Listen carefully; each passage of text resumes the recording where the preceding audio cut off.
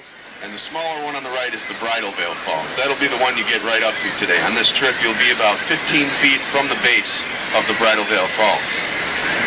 The Cave of the Winds started here back in 1840. Back then, people used to go behind the falls through a natural cave. That's how the tour was given all the way up until 1920, because in September of 1920, the overhang of rock that made up the roof of the cave collapsed from erosion, and the cave couldn't be accessed anymore after that.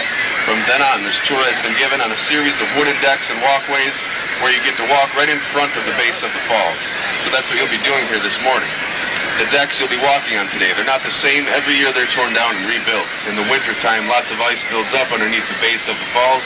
It's not uncommon to see ice that's over 50 feet thick all the way across the river here to Canada.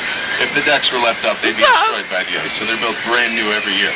There are 5 main observation decks on the trip. You'll have a chance to stop at each of those decks and look around and take some pictures.